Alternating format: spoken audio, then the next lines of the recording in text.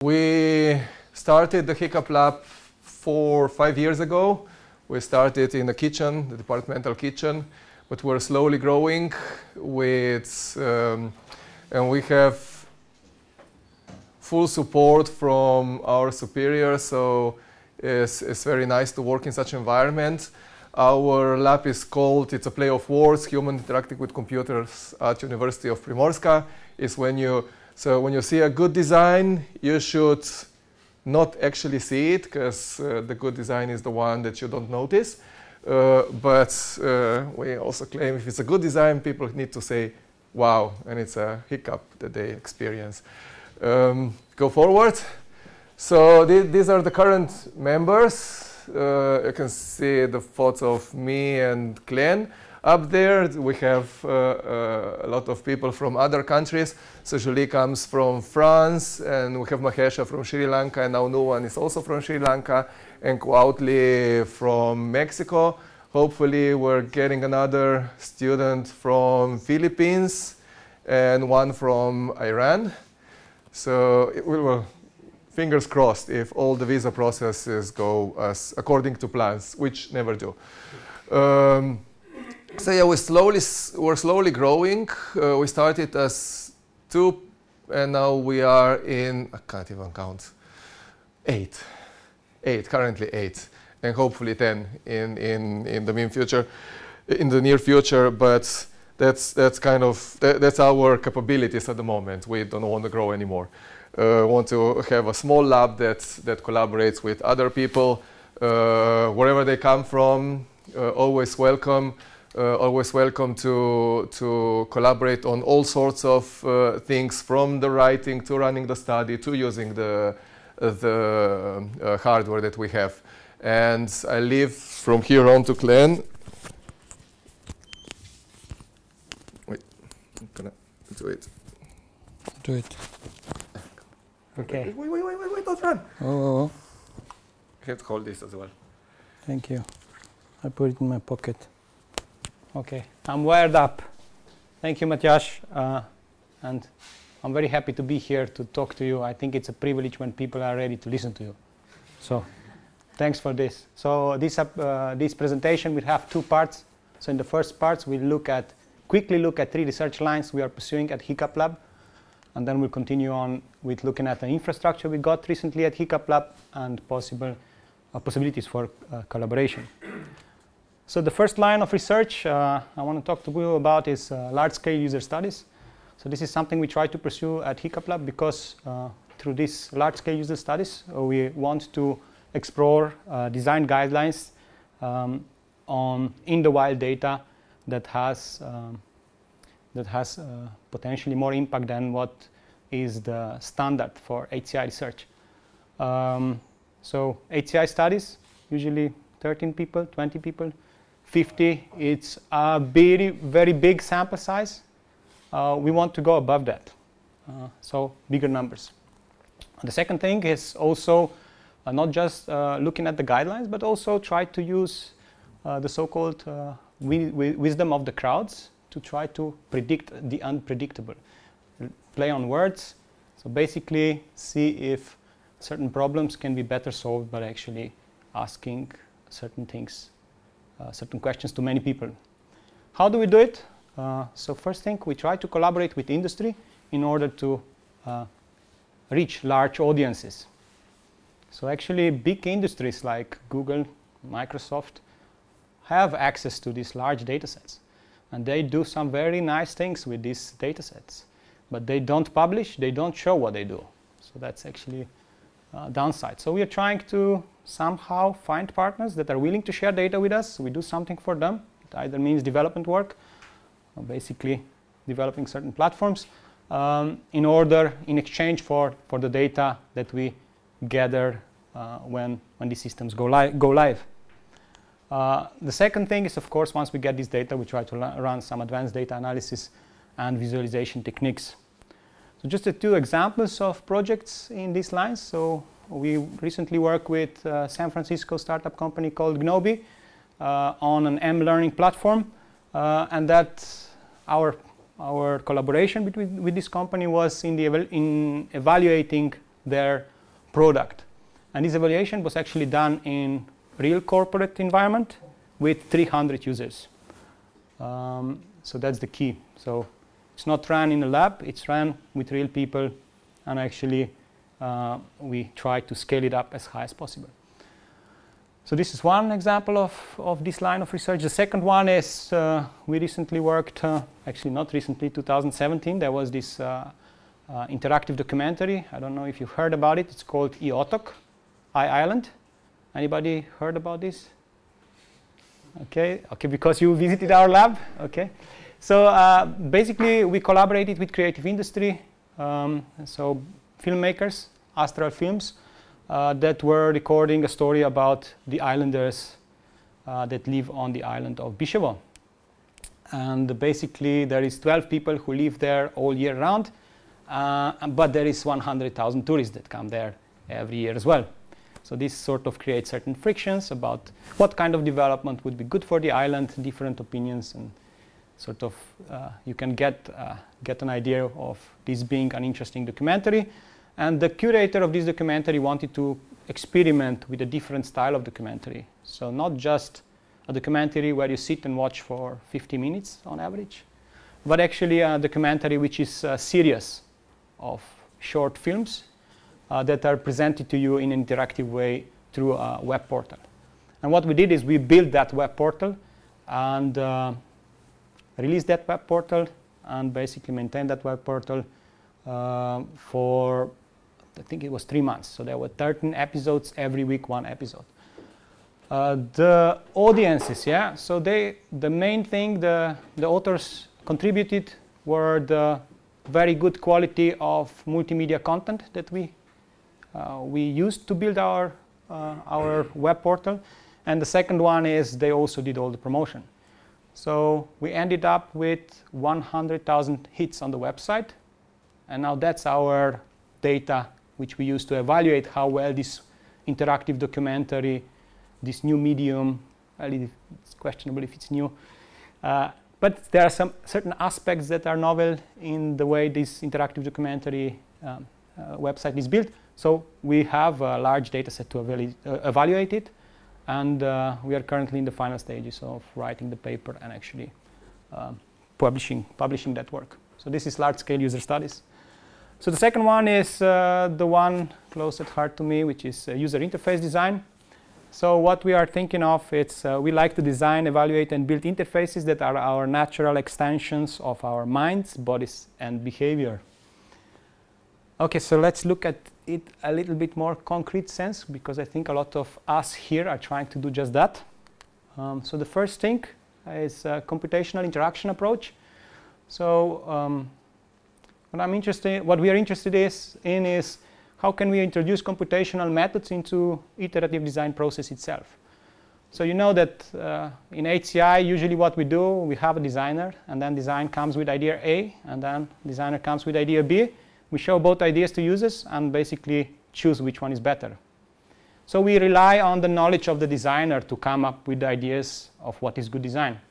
So we want to take this, we want to change this approach a little bit, and we want to use actually the designer as a guy who sets certain boundaries of what's good design. And then in the next stage, iteratively with users improve that design through some sort of optimization process. So of course we need to define a certain cost function.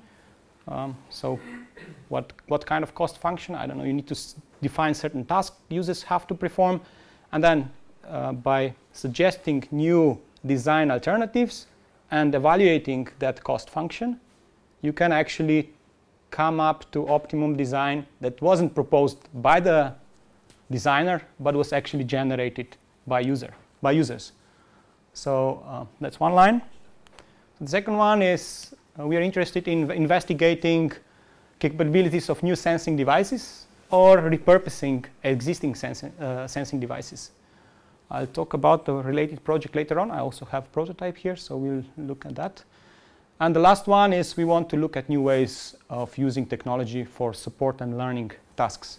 I think support and learning are two very different things. So support, when you just want from A to B, to get from A to B, you ask Google Maps it plots the route, takes you from A to B, very effective. But you don't know anything about the spatial representation of where you are. So you are basically lost as soon as Google stops working. So that's support, yeah. But learning task is actually how would you actually make people improve, get better in navigating themselves. So I think the second one is the one that's actually really, really, I think I like it because I think we do a very bad job at transitioning our knowledge to other people. And I think there is still more we can do with technology there. I really like the fact that what you're trying to do with cognitive load, because I think the cognitive load for learning is really the holy grail. Because if I knew how cognitively demanding was what I'm saying here, I could be faster with my presentation or slower in order to keep more of you engaged in this presentation. So this would be really the holy grail for me, especially in situations where we don't do one-to-one learning. Yeah. So examples of this last two cases. So for new sensing devices, we are working on a project using millimeter wavelength radar technology for sensing micro gestures on objects, which basically means we're using a sensor which is radar based that can penetrate materials and therefore hopefully can penetrate also objects you hold in hand, and would allow you to detect your movements or your gestures you perform on those objects. So this sensor is actually Google Soli sensor, which is coming to Google Pixel 4 phones. We have today Google Soli sensor with us, so I'll show you. We can show you later on this work called the missing interface and the sensor, what kind of data it spits out.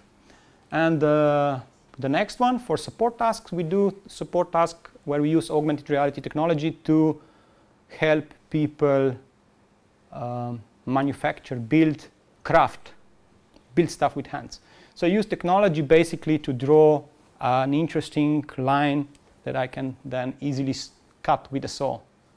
Okay, so the technology actually shows me where to cut, or shows me how to draw, or shows me basically guides me like trace paper kind of situations. Of course, we are planning to expand this, so more about that later. So we have also a poster about this here, so you'll see it later. So the next line of research is personalized services. That's more Marco's work. So Marco recently joined us, basically last week joined us here at HICUB Lab. He couldn't. Actually, that's a good point. He apologized he cannot come because he's busy. So yeah, but he's actually eager to support the HCI community in Slovenia to grow. I think he's still a little bit cautious because he spent now, I think, 9 years abroad. I remember me, 7 years I spent in England. Not 7, 6. I'm exaggerating. 6 years in England, and then I decided to come back, and because of Matjaž, yeah. So Matjaž brought me back, and I was a bit careful when I came back, you know. So slowly I started to really be here and really know that this is my place and that's where I want to continue working and develop the community, which I think is very important, so we can support each other. So what is personalized services? It's improving personalized services through the usage of psychological models in personalized algorithms. In a bit more simple terms, what this is, it's basically so it's basically a recommender system which uses psychology inside. Okay, so that's Marco. So how does he do it? By employing diverse research methodologies, including data mining, machine learning, and user studies. So a very important element for him, it's actually to conduct user studies to collect this data. So now to the second part of presentations, which is infrastructure for collaboration. So that's surprising, probably surprising that I show you on this slide faces of people, not equipment. The reason for this is that these are the people that helped us in the early days of HICUB Lab, when we didn't have laptops, we didn't have screens, we didn't have mobile phones, we didn't have 3D printers, we didn't have eye trackers, we didn't have anything. Basically just an office desk in the kitchen, when I was wondering, what the hell am I doing here? But still. We had a hole in the sink. Yeah, yeah. So we were in the kitchen. That was also good. Closed coffee. So free coffee all the time. So basically, these are the people that helped us with borrowing the equipment and also with giving us early access to the equipment so we could actually conduct our research. Of course, this meant that this was collaboration with them. So they either, if the equipment was used for promotional purposes, this meant that they were also mentioned as an institution in the promotional events, or in research collaborations, they basically became part of the author. One of them became the authors of the paper in those collaborations. So we actually, HICUB Lab has 3 subdivision laboratories with 3 different types of equipment. And we are eager to use this equipment with as many people as possible. So that's why we are here today, and I also brought a few examples to show you around. And if you have any ideas of how to use this equipment, we are more than happy to give you access to that. So this is the first subdivision, which is called Design Studio, which basically has different 3D printing technologies, plus laser cutter we really like. And I brought a few samples of what we built. Beside this, there is also all the standard maker stuff. If you want to solder something, or if you want to do some IoT things, we have all of the basic infrastructure for that as well. So for the printers, I'll just show you this one. So this is our polyjet printer, which is sort of very interesting one, because this printer prints with liquid. So the light you see there is a UV light, because the liquid, once sprayed, is solidified once you shine UV light on top. So I brought a few samples of this, so it can do much better quality prints in terms of thinner walls, smooth surfaces. It's hydrophobic. So it means it's water resistant, which is important for some applications, especially I heard in medicine. Yeah. So I'll put this around so you can look at this, the dexterity of what it can do. So droplets solidify into parts. So basically you are printing voxels. So this is one. The second thing about this printer is that it can do digital material. So basically this part is all one stiffness, one type of material. The printer has 3 cartridges inside, so can mix different materials and create different material properties, so different stiffness. This is one print, so it was printed in one go. So you have different stiffnesses, also different materials. So you see this is, for example, transparent, and also you can do assembly prints just in one go. You don't have to separately print part by part. Another thing is it can do, we like colors, yeah? So this thing can also do colors. So basically you can design your 3D objects with colors and actually print them out, because you have 3 cartridges, so you can actually use that. For me personally, I like transparency. I want to try to print lenses. They said that you can do lenses. The problem is how to polish them, but that's all another story. So I'll put this around so you have this general idea. So this is very good if you want some manipulators, if you want to build some sort of robots that grab stuff. You want certain parts which are very stiff, certain parts which are very flexible or very rubbery-like, so you hold things. So I'll put this around. Then I have here another one, another example we did. So that's Qual's work, actually. So Qual, I took it. Yeah, sorry. Yes. Okay. So I want to show you the whole prototype of what this does. I just show you because a lot of times people ask me, like, also ask us when we were saying we want this kind of equipment. Well, what will you do with this equipment? What the hell will computer science faculty need this for? Okay, I always say we ordered it, we bought it because we saw it, they have this equipment in Japan, in the labs in Japan, in labs in UK, in labs in Germany. So in all very good laboratories or universities, they have this equipment, so that's why we bought it.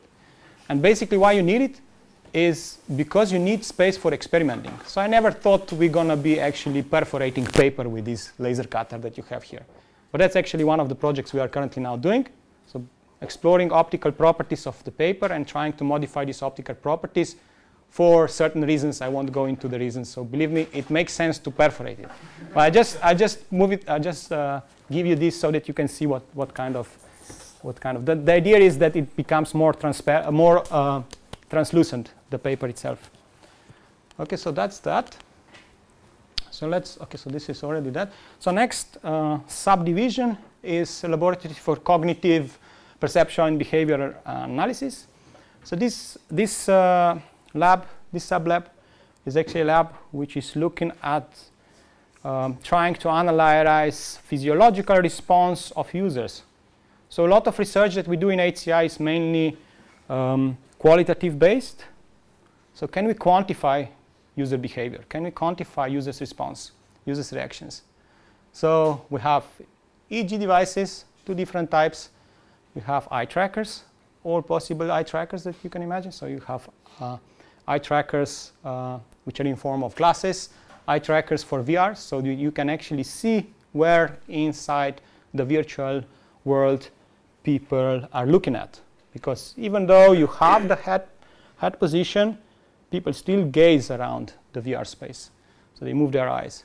Some people are more lazy and gaze less. Some people are gazing more. So there's also another thing. So that's that. And then also we have a software which is really nice, this eye motion software for easy capture of synchronized data. So easily you can capture data from many different sensors.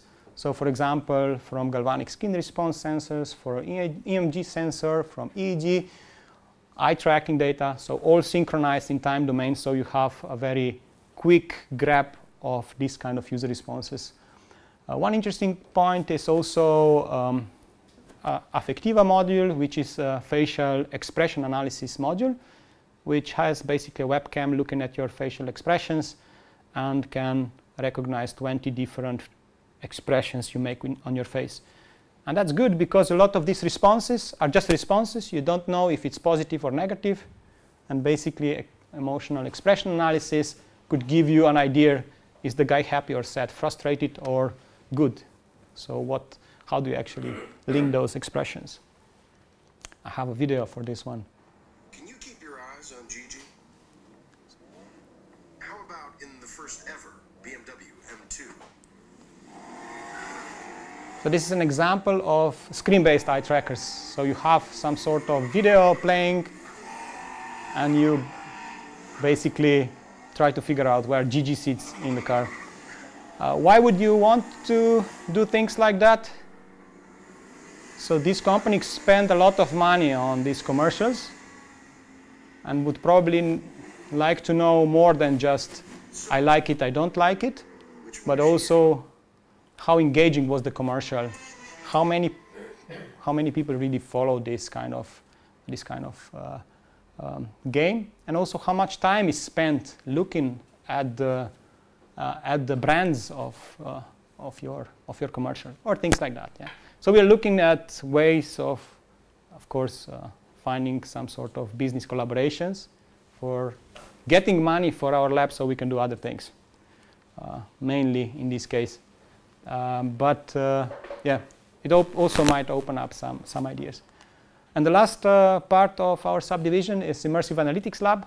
And this is a lab which has 2 things. So first thing is optical tracking system. It's outside-in optical tracking system where we have 14 cameras, 7 by 7 by 3 meters tracking volume where we can track multiple users, multiple targets. Why would you do that? You can actually create shared VR experiences. You can do projection mapping things.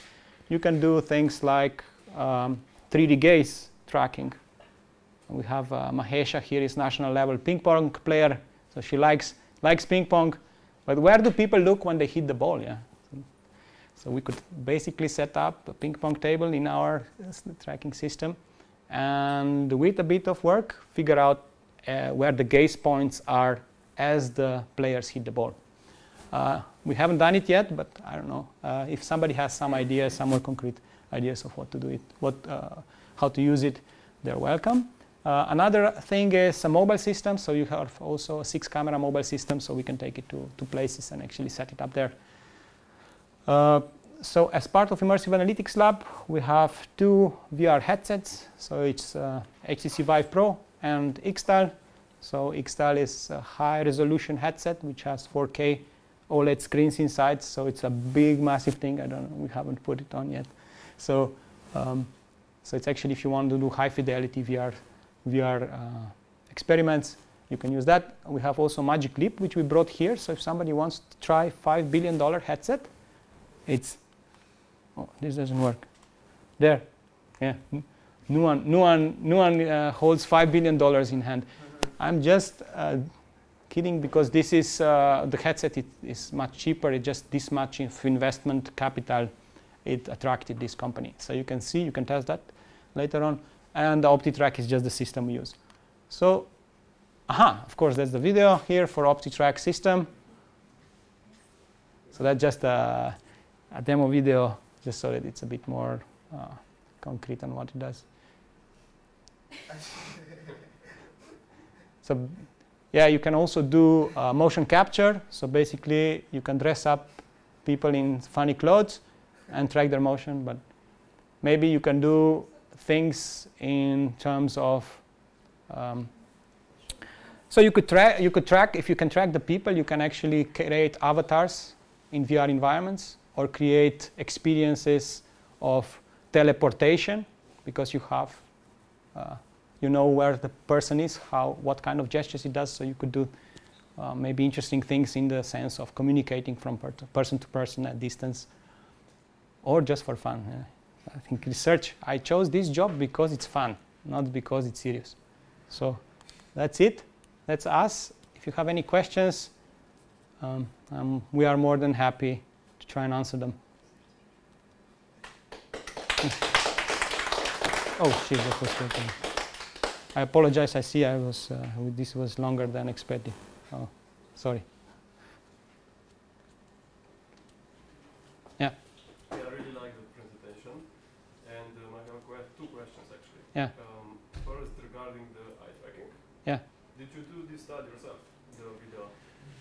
The video we didn't do. This is just because iMotions is our partner, so they just share these materials with us. So the way they actually sell their software is they show, they take the Super Bowl set of commercials and then analyze which of these commercials was most effective, and they just do it. We use eye tracking for various things. We have various ongoing projects. So for one that's ongoing is for the interactive documentary EOTOC. We actually do an experiment where we analyze how the content is consumed using eye tracking, so in the lab setting. So this is something, we do a large-scale user study, but then we also do a lab study, and then we have 2 sets of results where we can try to interpret the data. So this is one example. And the second one is Mahesha is working on eye tracking in VR, where she's actually looking at different ways of representing buildings that will be built. So as part of InnoRenew project, a new building will be built in Copper, and we are basically looking at what is the best way of representing this building to future inhabitants, so to researchers that will live there, and will move there in 2 years' time if they are lucky. So we are comparing paper-based interaction, screen-based interaction with VR interaction, and look at how their patterns change, how they change their behavior based on the technologies. So that's 2 ongoing. Did I forget any other? That's 2 ongoing. Yeah. And another question is a bit provocative one. Yeah. So it's, do you think that users, in regarding to user interfaces, like people in general, always know what's the best for them? Like which kind of user interface? Yeah, so that's a good question. So this is a problem. So so I like things where you can. So the problem is the cost function. The problem is that it's very difficult to define a reasonable cost function, meaning a reasonable task that describes what you want to optimize for. So definitely it's not something where I would say use only this approach. But it's just one of the things I think it's underexplored and underutilized in trying to come up with better designs. So I would never remove the designer out of this equation.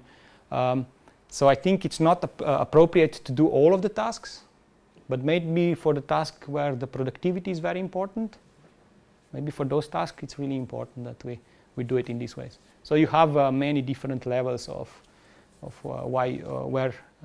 where you would use certain things. I don't think this is the holy grail. You only do this. No, not like that. We're just trying to find a niche. Yeah. Any other question? Yes. When and how can we play with these toys? So basically it depends on the toy. So certain toys, for certain toys you need training. So for the 3D printers, we are organizing training. Actually, I sent it to HICUB group for last Friday. Yeah.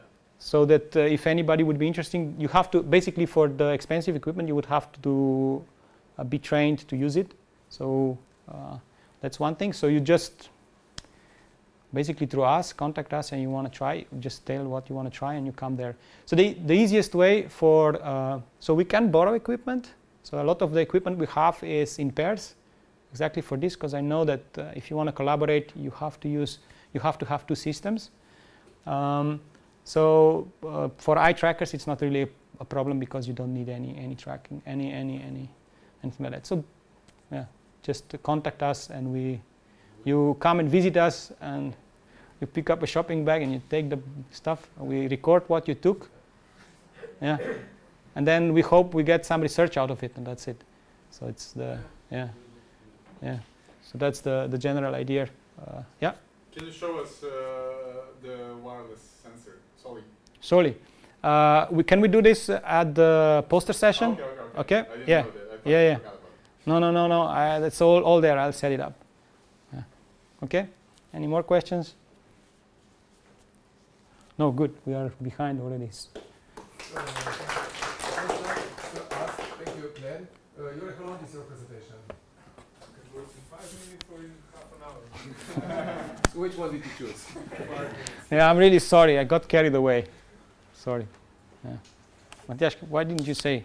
You didn't look at me. Seriously? I was doing this. This? Huh? Yeah, I was doing this. Yeah, but then you... Cut. Speed up. Okay, sorry. I'll grab it.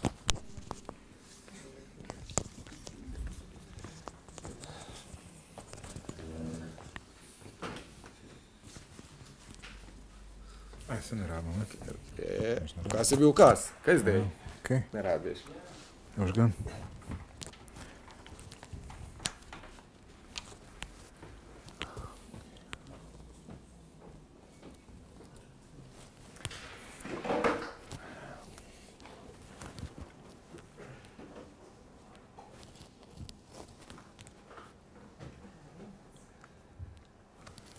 Okay. Hello, my name is Jure Žabkar. I'm from AI Lab, from the Faculty of Computer Science at the University of Ljubljana. This is our new building for those who don't know it yet. The head is Sasha Sadikov. The lab is quite small at the moment, but we have several collaborators from outside, so we do some exciting things. The current research projects. I apologize. Can you return to the previous slide? I can send you the slides if you want. Okay, so currently we are focused on applications and research in medicine. Specifically, we have research program, AI and Intelligent Systems, which includes AI in medicine and cognitive robotics. The projects that we are currently pursuing, a smartphone app for the Department of Cardiology at the University Clinical Center, and a research project studying molecular biomarkers of lung cancer. This is another hospital at Golnik.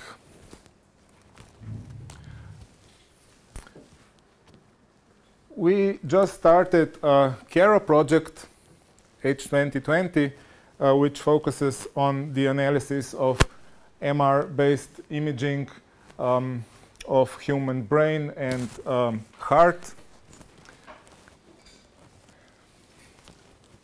But I will focus today more on this Parkinson check and screening for dyslexia that Luca mentioned during his presentation before. Parkinson check is, it was actually a project during in which we tried to diagnose a patient for Parkinson disease based on his drawing of the spiral on the tablet. So the task for the patient was to draw Archimedean spiral on a tablet or a phone, and then we tried to analyze this spiral and make a diagnosis whether his or her tremor is Parkinsonic or another one. There are many types of tremors, so it's quite difficult to say which is which in some cases. I picked a few easy cases for this presentation. So this is an example of essential tremor, which is quite usual. I mean, many people have this essential tremor, but it's nothing serious. It does not lead to any serious disease or something. So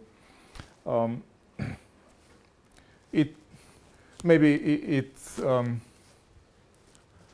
unpleasant in a way if you do certain tasks, but it's not harmful. This is an example of a spiral of a Parkinsonian patient. You can see this one is quite different from this one, and this is an example of a healthy control. These spirals are not usually as nice as this, so in practice it's much more difficult to say which is which, especially for Parkinsonian tremor when they get drugs. So each day they have to take drugs 2 times. When they take a drug, their spiral is pretty close to this one, but still has some different features. So our task was to analyze these spirals, and the data we got were just x-y coordinates and timestamps of each coordinate. From these 3 data, from the time series of these 3 data, we extracted 64 different features, which we tried in machine learning, and we selected a subset of these features for diagnosis. Okay, for example, what we did, we computed radial speed, tangential speed, absolute speed, level of curvature, and so on. I won't go into details here, but so. This is another task in UPDRS. This is a scale that clinical doctors use to diagnose Parkinsonian disease. This is a finger tapping task, so the patient is asked to tap the index finger and the thumb 10 times as quickly as possible. And we are using a camera, a webcam, to record this task. And similar to the task in the spiral setting, we try to analyze the finger tapping of a person and then try to diagnose based on the video. This is currently in progress, so I don't have any results yet, but it looks quite promising. This is Orange. Orange is a machine learning library. It's not actually ours anymore because the lab split into labs a few years ago, and Orange is now a part of a different lab, but it used to be the same one. So I also participated here. That's why we have it on the slides. Yeah, it's known for its nice visualizations of data, so on. Okay, Project Kero. I actually said all there is to it. It just started. I don't have any results yet, but yeah, it's basically about MR images of the brain, and there may be tumors and other anomalies, and the task is to objectively measure what is there in an image, because if you show the same image or the same scan to several doctors, you may not get the same opinion. I mean, you usually don't. The last one is, the last project is dyslexia. This is the first page of the application that was developed during the student project, which ended in July. And the goal is to use eye tracker to follow the gaze of the eyes of children while they are reading the text on the screen. Maybe it's best I show you some videos. Yeah. Okay, just let me. Okay.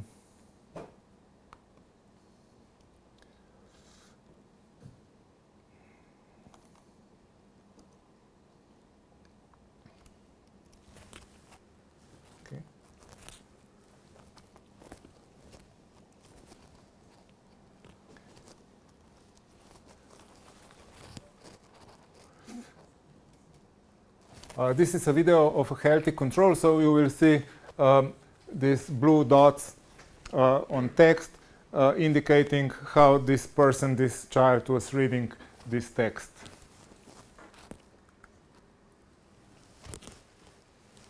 What also matters here is the time he needs to read all the text, and when he finishes, then the task is done. So this was a healthy control.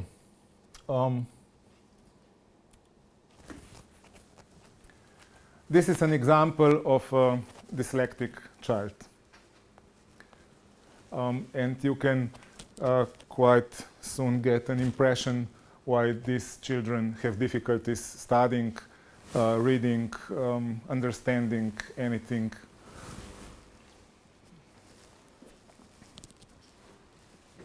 And this is actually not the worst example.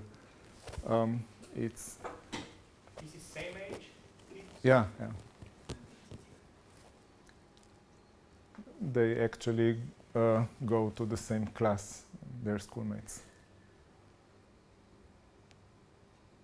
This is real time. Excuse me? In real time. Yeah. This is Yeah, this is real time, yeah.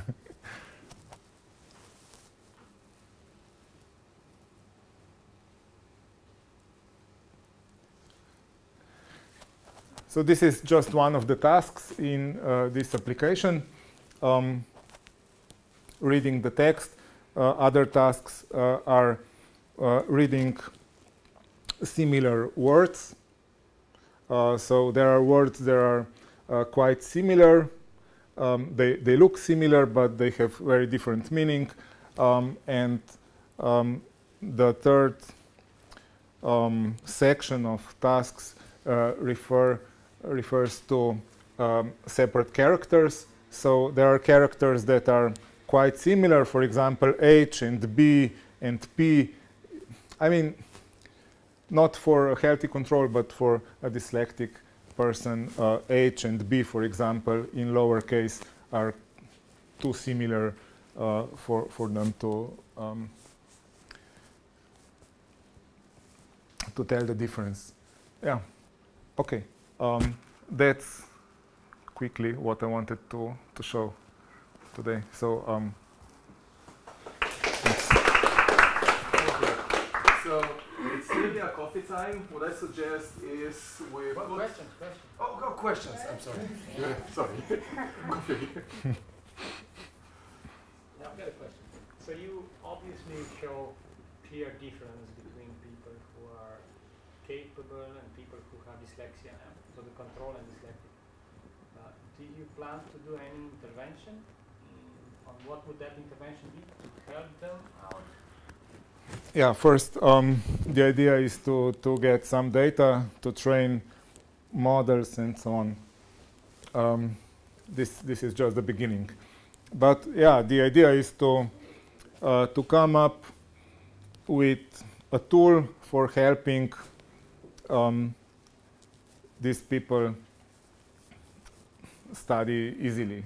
But is there anything that the technology can do? I mean, Yeah. are there any interventions? Yeah, sure. Usually it's quite simple. For example, it all started with a student of mine. We talked at the oral defense. She said she's dyslexic, and I asked her, how did you study then? I mean, didn't you have any problems and so on? And she said, yeah, well, I had several problems in my primary school and secondary school, and then I found a way how to overcome these problems. And her way was to, instead of having black text on white paper, she realized that black text on green paper does the trick. But Is it for every person? Or no. Oh, okay, so you have to find your own. You have to find your own combination of font, of the color of the background, of the color of the font, and so on. But when you do, you're okay. I mean. But okay, then technology can be used to quickly prototype things and show to people, Yeah. and then And with gaze tracking. That's see the what plan. works. Yeah. Okay. The plan is to change the setting and using eye tracker see which setting is appropriate for the person.